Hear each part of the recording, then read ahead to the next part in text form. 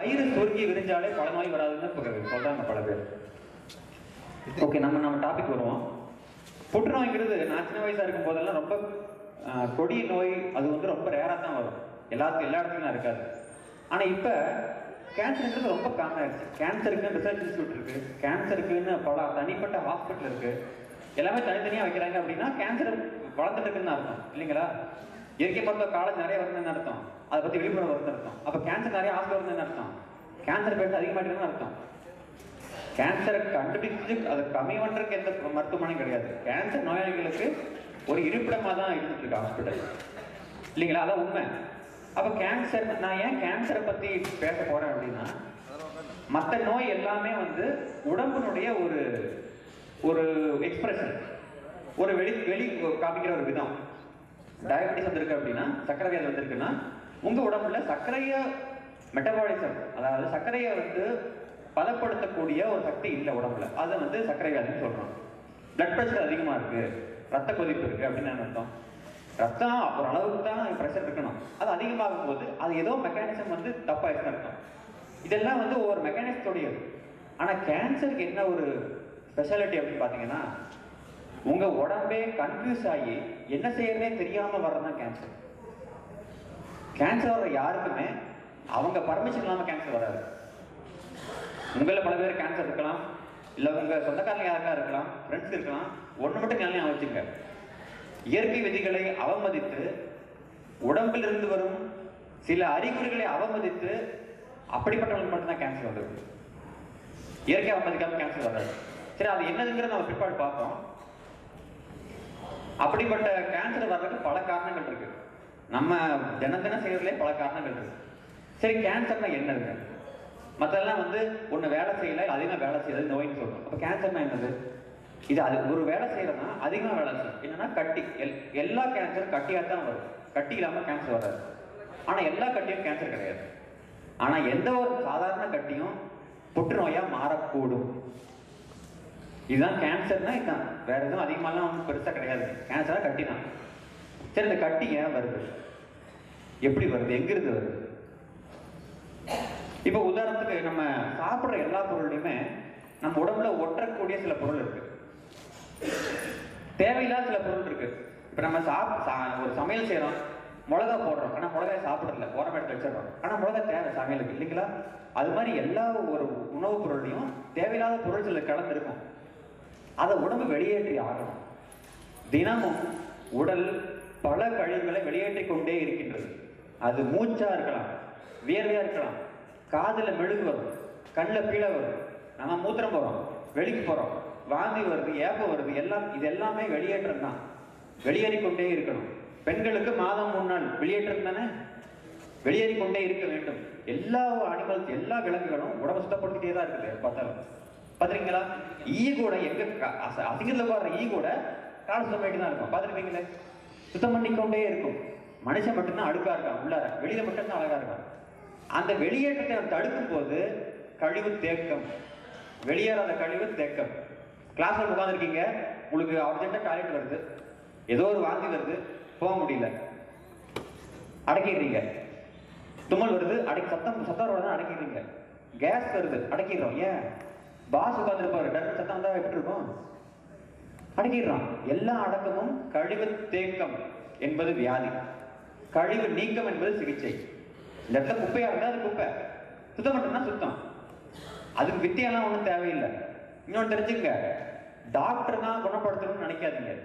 ஏன்னா இப்ப நம்ம என்ன நினைக்கிறோம், எம்டி படிச்ச பெரிய டாக்டர், 2 எம்டி படிச்ச இன்னும் பெரிய டாக்டர், 3 எம்டி படிச்ச இன்னும் பெரிய டாக்டர். ஃபர்ஸ்ட் எம்பிபிஎஸ் காலேஜ் வச்சிருக்கீங்க உலகத்துல, இங்க கிடையாது, அது வெளிநாட்டுல தான். முதல் எம்பிபிஎஸ் காலேஜுக்கு, முதல் பேட்சுக்கு வாத்தியார் எம்பிபிஎஸ் டாக்டர் கிடையாது. கரெக்ட் தானுங்க? ஏன்னா அதான் முதல் காலேஜ். அந்த மாதிரி எதுவுமே கிடையாது. டாக்டர் தான் குணப்படுத்த முடியும்னு நினைக்காதீங்க.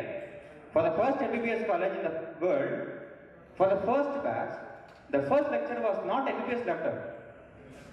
He cannot be. For the first pilot school, the first teacher was not a pilot. For the first engineering batch, the first teacher was not an engineer. Engineering or doctor or pilot or any science or any art is not degree. It's a mentality. இயற்கை மருத்துவம்ங்கிறது உங்க மனநிலை. உங்கள் உடம்பு என்ன சொல்கிறதோ அதை கவனிக்கக்கூடிய மனநிலை, அதை கவனிக்கக்கூடிய பொறுமை, அதை கவனிக்கக்கூடிய திறமை. நான் மறந்துட்டேன், விட்டுட்டோம். இது இருந்தாலே நீங்க உங்களுக்கு டாக்டர். யாருக்கிட்டையும் போய் நிக்காதீங்க, எனக்கு நோய் குணப்படுத்த நிக்காதீங்க. ஏன்னா எந்த பிராணி நிக்கிறது இல்லை, நான் மனுஷன் மட்டும் தான் நின்றுட்டு இருக்கான். ஆனா நமக்கு 6 அறிவு, மற்றெல்லாம் 5 அறிவு. வேடிக்கையா நான் இருக்கிற டாக்டர் தான். நான் ஏன் சொல்றேன்னா, டாக்டர் இயற்கை மருத்துவ டாக்டர் மட்டும்தான் அடுத்தவங்க டாக்டர் ஆக்க முடியும், மற்ற எந்த வயசுல கிடையாது. சித்த மருத்துவத்தை போய் டாக்டர் நோய் குணப்படுத்துறீங்க, நான் டாக்டர் ஆக முடியுமா? அதுக்கு நீங்க படிக்கணும்ப்பா. என்ன படிக்கணும்? தமிழ் படிக்கணும், தமிழ் இருக்கிற செயலை படிக்கணும். ஆயுர்வேத டாக்டர் போய் கேட்டீங்கன்னா அது ஆயுர்வேத சான்ஸ்கிரிட்ல படிக்கணும். யுனானி அது படிக்கணும். MBBS அது 12th இருந்தே ப்ரிப்பேர் பண்ணிருக்கணும்ப்பா. இப்பெல்லாம் முடியாது. இயற்கை மருத்துவம் அப்படி கிடையாதுங்க. எங்களுடைய பல பேஷண்ட் டாக்டர் இருக்காங்க. எங்களிடம் வேலை செஞ்ச வேலைக்கு வந்த பல பேர் டாக்டர் ஆயிட்டாங்க. இது எங்களோட பெருமைக்கா சொல்லி நான் எதுவுமே பண்ணல. இது வரைக்கும் நான் எதுவும் ஹாஸ்பிட்டல்ல போயிட்டு வேலை பண்ணல. எங்க அப்பா தான் பண்ணது. ஆனா அது எங்க அப்போட பெருமை நான் சொல்ல மாட்டேன். அது இதுதான் சிஸ்டம். எங்க முந்தி யாருக்கும் கார் ஓட்ட தெரியாது, ஏன்னா கார் ஊர்ல கிடையாது. ஆனா கார் வர வர கார் ஓட்ட பழகிட்டமா இல்லைங்களா? முந்தி பைக் ஓட்ட ட்ரைனிங் போவாங்க. இப்ப பைக் சாதாரணமா சின்ன குழந்தை பழகிறாங்க. அந்த காலத்துல கார் ஓட்டுறோம் டிரைவர், இப்ப கார் ஓட்டுறது நார்மல். அந்த காலத்துல போட்டோ எடுக்கிறது போட்டோகிராஃபர் வேலை, இப்ப எல்லா வீட்லயும் கேமரா இருக்கு. கேமரா எடுக்கிறதா போட்டோகிராஃபர், நான் போட்டோகிராஃபரா? குணப்படுத்துறோம் டாக்டருங்கிறது நம்ம சொல்றோம். நமக்கு நம்ம குணப்படுத்தாம டாக்டரா? அது நம்ம செய்ய வேண்டிய கடமை. அதை யாரும் தப்பா எடுத்துக்காதீங்க. அந்த காலத்துல நம்மளே தான் வீடு கட்டுவாங்க. பக்கத்து வீட்டுக்காரன், எதிர்த்து வீட்டுக்காரன், மாமன் மச்செல்லாம் சேர்ந்து வீடு கட்டுவாங்க. தொழில் வேலையா இருக்கும், விவசாயியா இருப்பாங்க, பானசேரன் அப்படித்தான் இருப்பாங்க. அது மாதிரியான ஒரு விஷயம் தான் இயற்கை மருத்துவம். அதையே நீங்க உங்களுக்கு தெரிஞ்சுக்குங்க, அடுத்தவங்களுக்கு பரப்புங்க. இயற்கை மருத்துவம் என்பது ஒன்னே ஒண்ணுதான், காசு சம்பாதிக்க முடியாது. ஏன்? விற்கிறது எதுவும் கிடையாது. மற்ற எல்லாத்துலயும் மருந்து இருக்கு. இயற்கை மருத்துவம் ஒண்ணுதான்.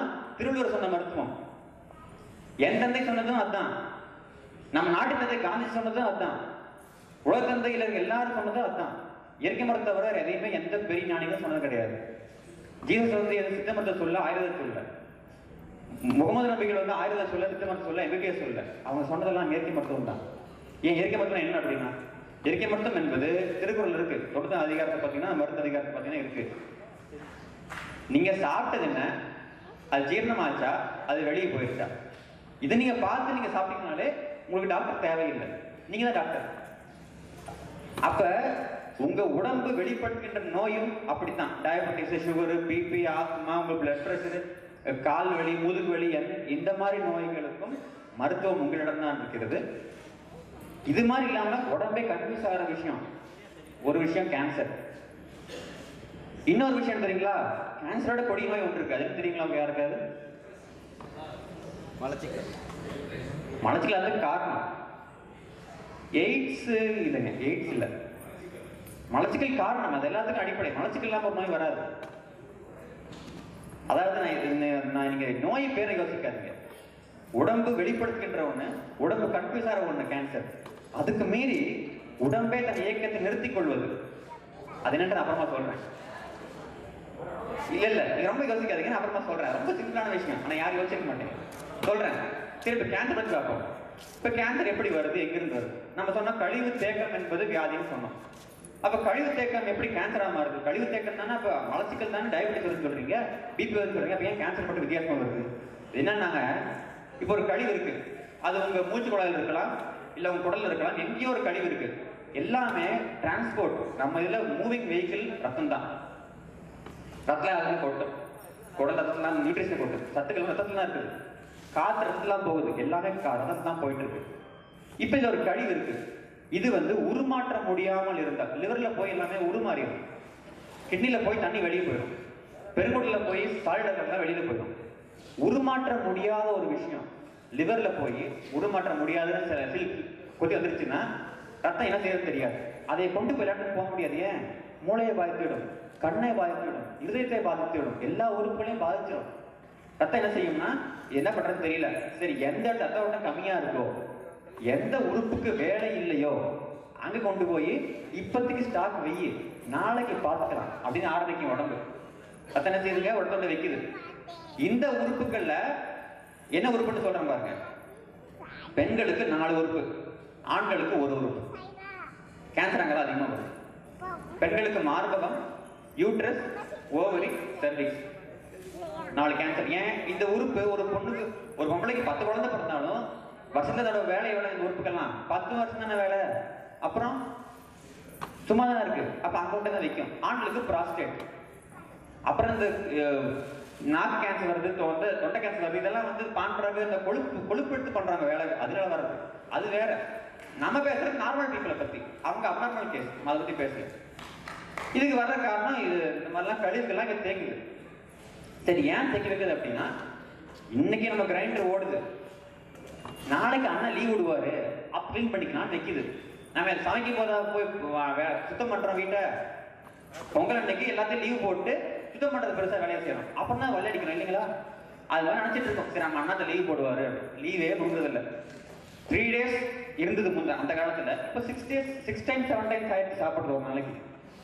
யாரும் குறைஞ்சு என்ன பணம் வந்துச்சு, எல்லாத்தையும் எல்லாம் பொருள் சீப்பாயிடுச்சு, நல்லா சாப்பிடுறாங்க. இந்த கிரைண்டர் வேலை போட போட போட வோல்டேஜ் வேக்கன் கிரைண்டருக்கு போறதில்லை, வாஷிங் மிஷினுக்கு போறதில்லை. அப்ப இதெல்லாம் சுவிட்ச் ஆஃப், பர்மனெண்ட் சுவிட்ச் ஆஃப். அப்புறம் மறந்தே போகுது, எப்படி வாஷிங் மிஷின் போடுறதுனே மறந்துடுது, கிளீன் பண்றதே இல்லை. இப்படி தேங்கி வைக்கிற அழுக்கெல்லாம் என்ன ஆகுதுன்னா, அப்போ உடம்புல ஒரு கம்ப்யூட்டர் இருக்குங்க, அது வந்து கவனிச்சுட்டே இருக்கு எல்லாத்தையும். எவ்வளவு கொழுப்பு இருக்கு ஒரு இடத்துலையும், எவ்வளவு அழுக்கு இருக்கு ஒரு இடத்துலையும், எவ்வளவு சுத்தம் இருக்கு எல்லா இடத்துலையும், அது அனலைஸ் பண்ணிட்டே இருக்கும். பார்க்கும் இந்த இடத்துல மட்டும் கழிவு இருந்தே இருக்கு, இது குடணும் அப்படின்ட்டு எல்லா கழிவையும் அங்கே டேரக்ட் பண்ணிடும். எல்லா கழிவும் அங்கதான் போயிட்டு இருக்கும். பல பேர் நியூஸ்ல பார்த்துருப்பீங்க, 9 கிலோ கட்டி எடுத்தாங்க ஒரு அம்மா வயிற்றுல இருந்து, 10 கிலோ கட்டி எடுத்தாங்கன்னு பார்த்துருப்பீங்க. பெரிய கட்டி எடுத்துருப்பாங்க ஆபரேஷன் பண்ணி. அது கேன்சர் தான் அவசியம் கிடையாது. ஆனா எல்லா அழுக்கும் போய் சேர்றோம். கட்டின்னு என்னங்க வர முடியும்? குழந்தைய வளர போது உள்ளார எல்லாம் அழுக்கு தான். அத்தனை அழுக்கு திட்டிருப்பாங்க. நான்வெஜ் சாப்பிட்டாது அத்தனை அழுக்கு வரும். மாமிசம், பால், முட்டை. ஏன் மாமிசம் முட்டை சொல்றேன்னா, பல பேர் முட்டை வெஜிடேரியன் நினைச்சுக்கிறாங்க. அது வந்து குஞ்சு பறிக்காதுங்க, அது வெஜிடேரியன் முட்டை அப்படின்னு வைக்கிறாங்க பேர். அது எப்படின்னு எனக்கு லாஜிக் புரியல. அது அனிமல் செல். பாலும் அசைவம் தான். இயற்கை முறையில பால் அசைவம். மில்க் இஸ் நான் vegetarian. Milk cannot be vegetarian. Milk is animal cell. Milk cannot be vegetarian. பால் சாப்பிட்றவங்களுக்கும் கேன்சர் வரும். அது பின்னாடி பார்ப்போம். இப்போ இந்த அழுக்கு உடம்பு என்ன செய்யுதுன்னா, சரிதான் உடம்பு இருக்கு, எல்லா அழுக்கையும் கொண்ட வைக்குது. அழுக்க வைக்கிறப்ப அங்க இருக்கிற நரம்புகளுக்கு ஒரு விதமான அரிப்பு ஏற்படும். எப்படி நமக்கு வந்து ஒரு ஷூல ஒரு கல் மாட்டிச்சுன்னா காலில் அரிக்குதுங்களா? ஈவினிங் வந்து அந்த கல் எடுக்காம ஈவினிங் வந்து சாயங்காலம் வந்து பாத்தீங்கன்னா அந்த இடத்துல செவந்து போயிருக்கும். பாத்திருக்கீங்களா இல்லைங்களா? உங்க துணியில ஏதோ ஒரு பிசு நீட்டிட்டு இருக்கு, அது அரிச்சுக்கிட்டே இருக்கும், அந்த இடம் செவந்து போய் புண்ணாயிரும். இதே மாதிரிதான் பாண்டறப்படவனுக்கு ஆகுது. இதே மாதிரிதான் உடம்புக்கு ஒவ்வொரு நரம்புகளுக்கும் ஆகுது. அப்படி ஆய்கொண்டே இருக்கின்ற பொழுது அந்த இடத்துல நரம்புகளுக்கு சக்தி போயிடும். சத்து வேற, சக்தி அது கூட உயிர் போயிடும். அந்த நரம்பு வந்து எந்த கனெக்ஷனும் இருக்காது. மூளை சொல்றதாங்க இங்க சொல்லாது, இங்க சொல்ல வேண்டியது மூளைக்கு சொல்லாது, நின்றோம். இந்த கட்டத்துல ஒவ்வொரு செல்லுக்கும் ஒரு மெக்கானிசம் இருக்கு, இவ்வளவுதான் வளரணும். அடுத்த செல் பட்டு வச்சுன்னா நின்றோம், இந்த செல் வளர நின்று போயிடும், அது மேலே வளராது. இந்த மெக்கானிசம் கெட்டு போயிடும். கெட்டு போனா செல் வளர ஆரம்பிச்சிடும் அதிகமா. அது பேர் தான் கேன்சர். கேன்சர்னா வேற எதுவும் வித்தையெல்லாம் கிடையாதுங்க. Cancer is very simple. Over growth of any cell because of loss of nerve connection, loss of oxygen supply, loss of nutrition, loss of vital force to any cell is called cancer. It starts growing rapidly. சத்து எல்லாத்தையும் எடுத்துக்கும், நீங்க சாப்பிட எல்லாமே அங்கதான் போகும். அதான் வளர்ந்துறது கேன்சரா. இது கட்டுப்படுத்த முடியாது. இந்த கழிவு எந்த இடத்துக்கு பிரிஞ்சு போய் ஆனாலும் அது குடன் மாதிரி ஆயிடும். அதான் கேன்சர் ஸ்ப்ரெட் ஆகிறதுங்கிறது இதுதான். செகண்டரிஸ் ஆஃப் கேன்சர் இதுதான். அதனால எந்த கேன்சர் நீங்க சந்தேகப்பட்டவங்க யாருக்கும் செய்யக்கூடாத விஷயம் 2 இருக்கு. என்னதுன்னா, ஃபர்ஸ்ட் பயாப்சின்னு ஒன்று பண்ணுவாங்க. கட்டியை வந்து ஒரு ஓட்டை போட்டு அதை எடுத்து லேப்ல போய் செக் பண்ணுவாங்க மைக்ரோஸ்கோப்ல, இது கேன்சர் தானா அப்படின்னு. அதை சேவ் பண்ணிடாதீங்க. இப்படி பண்ணீங்கன்னாலே குத்தி எடுக்கும் போதே அது வேற இடத்துல பரவிடும். இன்னொன்னு, கேன்சர் கட் பண்ணி எடுக்கிறது தயவுசெய்து பண்ணிடாதீங்க. ஏன்னா உங்களை பொறுத்த வரைக்கும் அது கேன்சர் கட்டி, உடம்பை பொறுத்த வரைக்கும் அது கூட கழிவு இருக்கிறாலும் தான் குடம் இருக்குது. நீங்க உடனே கிளியர் பண்ணிட்டீங்கன்னா அந்த கழிவுகள்லாம் எங்க போகும்? அதுதான் பரவுறது கேன்சர். இந்த 2 தப்பு தயவுசெய்து பண்ணிடாதீங்க. இதுதான் எல்லாம் பண்றாங்க, கேன்சர் ஹாஸ்பிட்டல்லாம் இதான் பண்றாங்க. ஏன்? அப்பதான் தர மிஷினுக்கு வேலை. கீமோதெரப்பி, ரேடியேஷன், இதை தயவுசெய்து தொட்டாதீங்க.